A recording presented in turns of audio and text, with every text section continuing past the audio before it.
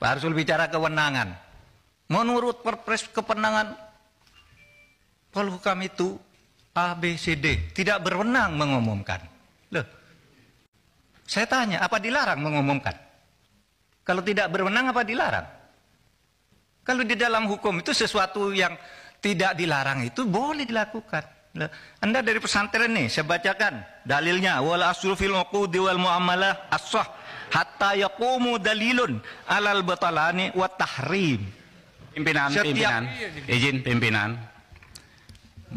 Boleh bicara? Nanti dulu. Ya, menurut saya biarkan gini, menjelaskan dulu nanti gini. Bicara. Saya mohon izin ke pimpinan. Boleh nggak saya bicara? Nanti dulu. Oke. Nanti dulu.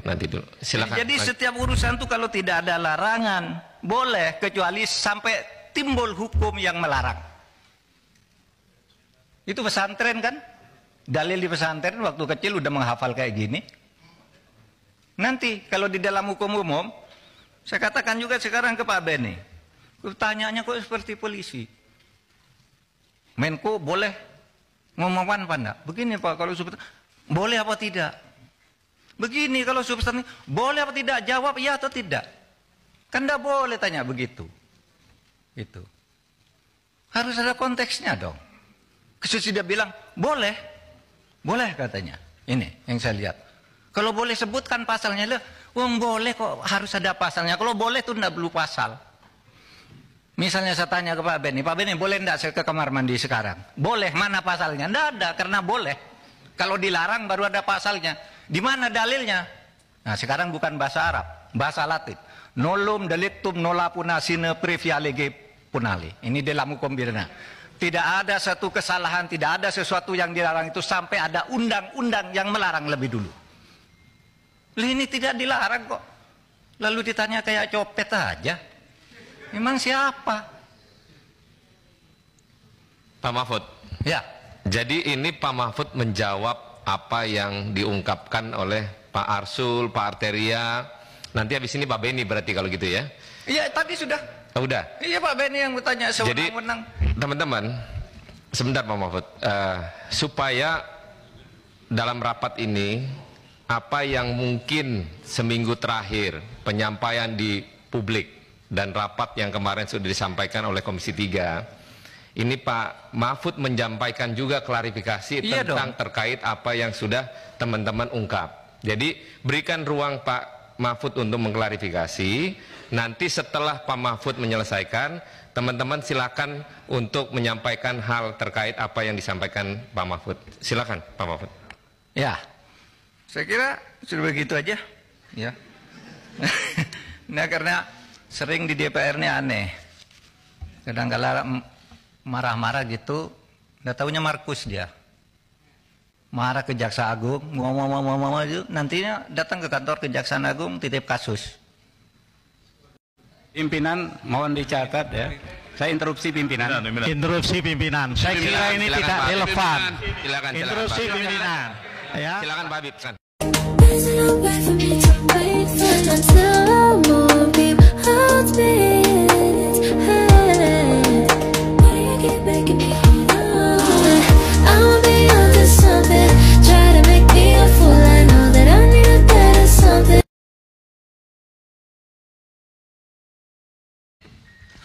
Bukan pertanyaan PPATK itu saya. kalau mengeluarkan surat, kalau bukan TPPU itu tidak ada kerjaan namanya. Itu maksudnya Pak Mahfud, itu maksudnya TPPU di Kemenku atau di tempat lain juga? Nah, ini di tempat lain. Oh, oke. Ada juga Kemenkonya nih pajak. Apa saja itu, Pak? Pajak SSU 14 triliun. Ada juga banyak ya. Pajak EH dan sebagainya. Banyak narkoba. Ini Pak. Tapi saya nak kemukakan ini tadi kenapa? Karena kita tidak bicara sukses story. Bicara temuan. Karena ada kasus. Itu. Nah, baik. Pak Isi, Saudara sekalian. Pak Mahfud, itu uangnya ada enggak nyata itu uangnya? Kenapa? Uangnya ada itu. Lah ini putusan pengadilan, Pak. Iya, uangnya maksud saya, ini case, ini kasus. Lah iya dong, putusan pengadilan. Pak, Terus saya kita tidak ngitung. Putusan pengadilan ambil ambil. freeze gitu. Sudah di freeze. Sudah eksekusi, Pak? Oh iya, sudah divonis. Sudah ada yang dieksekusi, ada yang belum. Enggak. Ini Uangnya belum, Lukas Pak. NMB misalnya, Lukas NMB. Kan kami ngumumkan Nggak, sebuah data pertanyaan saya begini, Pak. Nggak. Pertanyaan saya, ini kan di list ini adalah jumlah keberhasilannya TPPU itu. Apakah uang itu nyata sudah dikembalikan untuk negara, maksud saya? Nyata karena Sudah dieksekusi, maksud saya. ada yang sudah eksekusi, ada yang belum. Ada yang belum. Lukas NMB Nah, itu yang saya tanya. perkaranya Oke. Itu yang saya tanya. Ada yang sudah, ada yang belum. Ya, Ya, ada itu. yang sudah, ada yang belum. Ya. Kalau Bapak-Bapak tak tanya, apakah uang sejak tahun 2009 sampai 2013 ada semua? Loh ini kan kasus. Ya semula ada di bank karena berputar terus, bisa ada, bisa bertambah, bisa kurang, bisa bertambah. Oleh sebab itu harus diusut. Gitu loh. Kok tadi berputar-putar pertanyaan gitu aja? Padahal sederhana loh, cuma satu rangkaian anggur diambil satu, lalu ini pajak katanya, padahal ini yang banyak ini bea cukai. Nah, datanya Bu Sri Mulyani salah iya. Nih, datanya nih. Surat yang asli semula tuh dikirimkan by hand yang ditandatangani orang pajak. Yang menyerahkan ini di sini kasus mengenai tadi yang 108 triliun. Nanti saya tinggal ini. Ini tidak bisa diserahkan dengan surat karena sangat sensitif. Oleh sebab itu diserahkan by hand. Bertanggal 13 November 2017. Ini yang nyerahkan. Ketuanya Pak Badarudin, Pak Dian Ediana, kemudian Heru Pambudi yang dari Bea Cukai, Dirjen Bea Cukai, lalu Sumiati Irjennya, kemudian Rahman Dirsa dari Irjen, Wigianto Bea Cukai. Ini ada tanda tangannya semua nih. Bahwa 2013 kasus ini masuk, tapi 2020, entar Pak, 2020 belum selesai, kita kirimi surat baru. Nah, ketika surat baru ditanya, kita ketemu sama Kementerian Keuangan, ini yang saya ralat sedikit, di situ bilang ada Bu Sri Mulyani, lalu Irjen bilang surat itu tidak ada. Bukan Sri Mulyani, yang wakil ini saya ralat. Waktu itu ada Wamenku, Irjen, dan ini itu bilang surat tidak ada. Lalu ditunjukkan, lah ini apa? Lah itulah yang dijelaskan oleh Bu Sri Mulyani. Itu yang dijelaskan. Yang sebenarnya bea cukai diambil satu pajaknya, yang lain dikeluarkan. Sama dengan pegawai Kementerian Keuangan, dia nulis 3,3, padahal kami nulisnya 3,5. Lain diambil, dipisah nih rangkaiannya. Oh, yang ini yang pegawai keuangan aja. Padahal ini satu rangkaian main pencucian uang nih. Satu rangkaian dipisah karena ini orang luar katanya. Pak Menko, tadi Pak Menko bilang surat itu boleh ditinggal ya? Boleh? Nah, nanti boleh kasih kami Pak ya? Boleh. Oke. Yang anu toh, penyerahan Surat. by hand, iya. Iya. Ini berita acara, bukan hanya surat, ditandatangani semua nih. Siap. Bahwa kasus penyelundupan emas itu, yang pelanggaran bea cukai itu, ini 2017 ditutup. Sehingga kami kirim lagi surat itu. Lalu bilang tidak ada di depan wakil menteri. Loh ini ada, baru dicari ketemu, itu yang dipakai dasar menjelaskan oleh Bu Sri Mulyani. Dan tidak ada follow up terhadap surat itu, Pak Mahfud sini. Tidak ada follow up dari surat itu. Surat yang ini? Tidak ada. Tidak ada follow up sama sekali. Tidak dari ada Kementerian sejak Keuangan. tahun 2017, bahkan masih diterangkan Bu Sri Mulyani 2 hari lalu itu, dikatakan ini sudah selesai. Lah kami cek ke sana, tidak ada tindakan terhadap bea cukainya. Hanya pajaknya, ini tindakan bea cukai begitu banyak, lalu kok hartamu banyak, pajakmu cuma sedikit, lalu dihitung pajaknya, suruh nambah pajak aja. Izin Pak Mahfud. Hah? Urusan pajaknya aja ini kejar dari laporan itu. Pajak kan pajak sedikit. Bukan indikasi TPPU-nya. Kenapa? Dilepas. Oh, oke. Izin Pak Mahfud. Izin, Pak Ketua. Ya, itu 180 T itu tadi ya. 180. Berarti kan 180 T itu di luar 349. Di dalam. Kan kita nyebut 349. Lalu Bu Sri Mulyani ngambil contoh yang gede. Enggak, tadi Udah. Jangan diputer-puter. kan ada Tambah, 100. Pak Menko. Nah, teman-teman, saya ambil alih. Teman-teman, karena waktunya tinggal 5 menit, kita sudah tahu nih, sudah paham ujung dari apa yang disampaikan Pak Menko. berkenankah kita akhiri rapat ini, nanti kita atur rapat dengan Bu Menteri Keuangan sekaligus Pak Menko dan PPATK. Setuju ya? Setuju. Pak Menko setuju ya? Setuju. Oke, kita akhiri rapat malam ini. Kalau setuju diketok itu. Ketok. Jadi terima kasih. Wabillahi taufiq wal hidayah. Wassalamualaikum warahmatullahi wabarakatuh. Ya, ketok.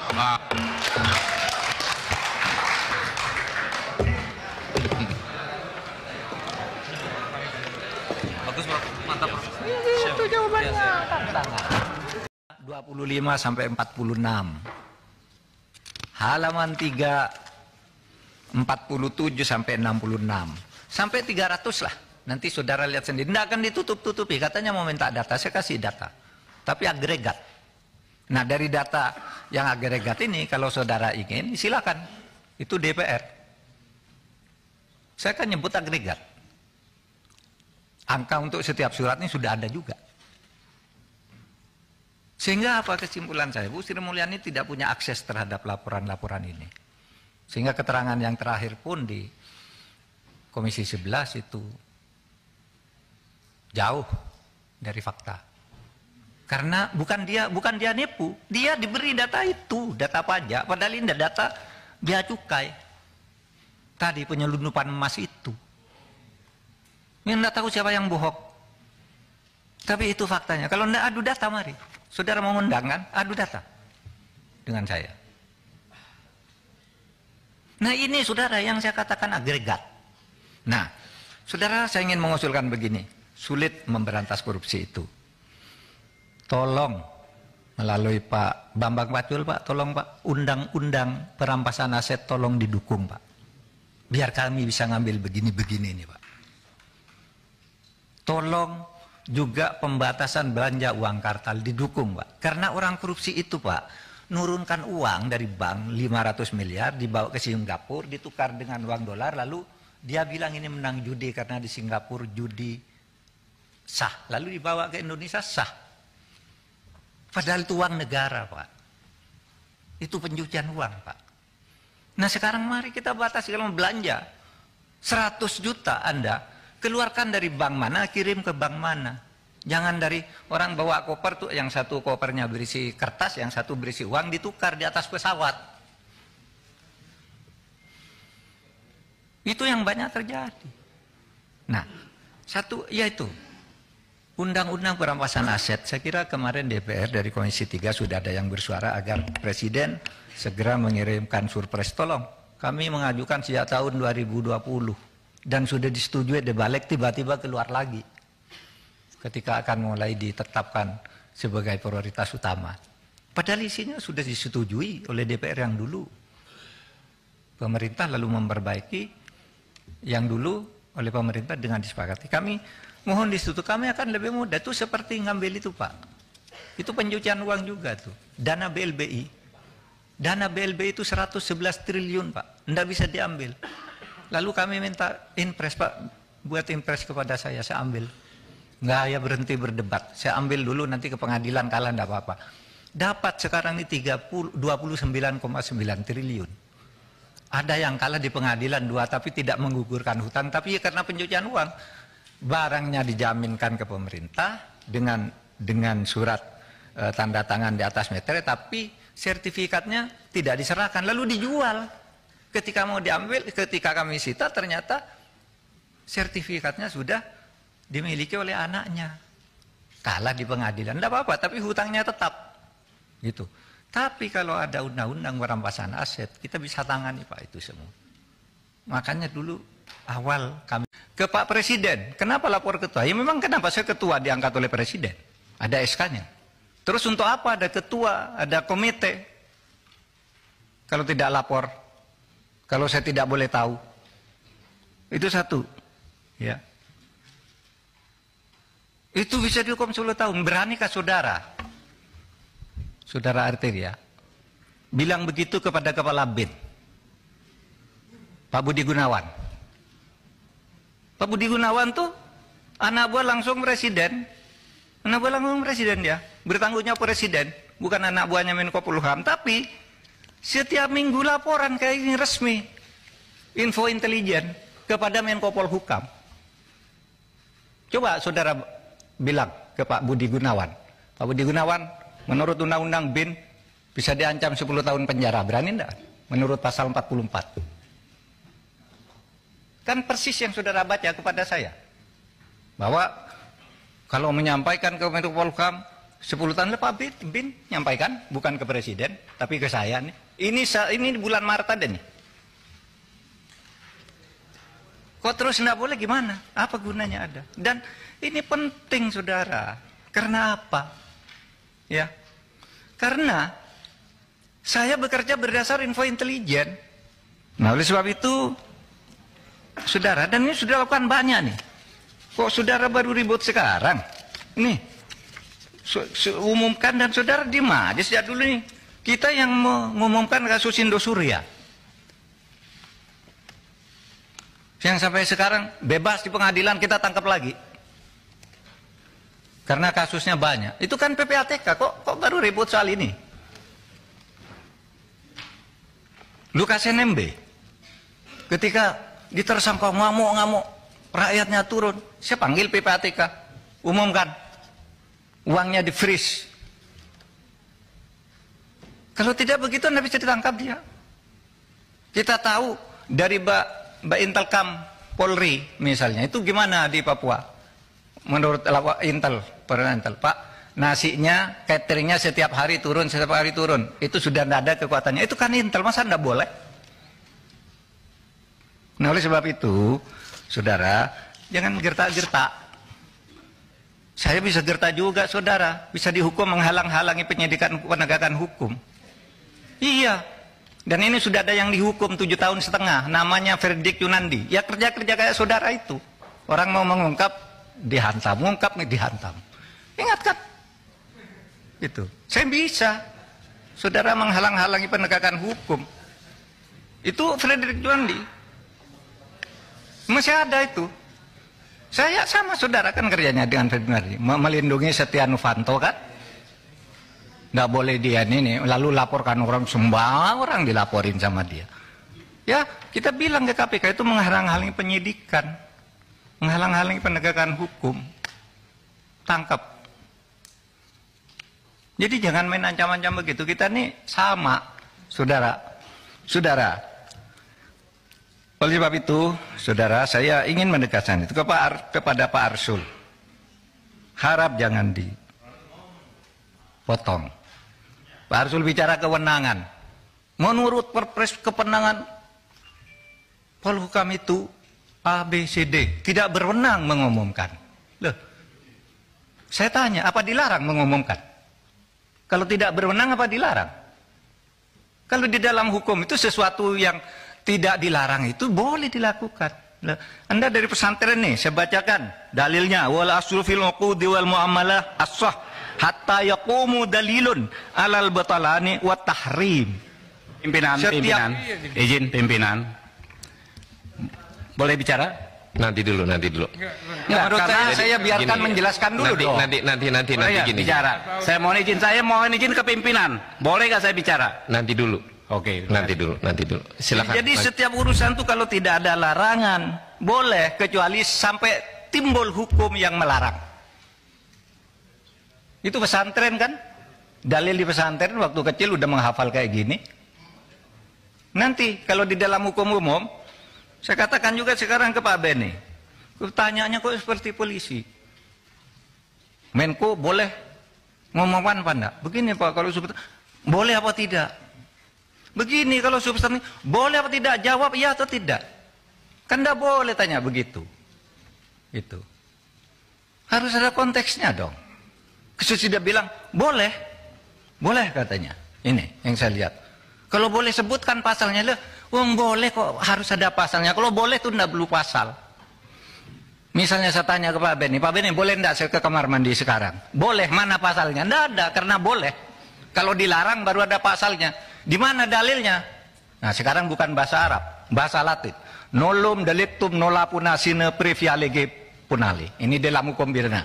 Tidak ada satu kesalahan, tidak ada sesuatu yang dilarang itu sampai ada undang-undang yang melarang lebih dulu. Ini tidak dilarang kok. Lalu ditanya kayak copet aja. Memang siapa? Sudah tahu informasi terbaru belum? Kalau belum, langsung cek YouTube Liputan MSC TV. Jangan lupa subscribe, komen, like, dan juga share.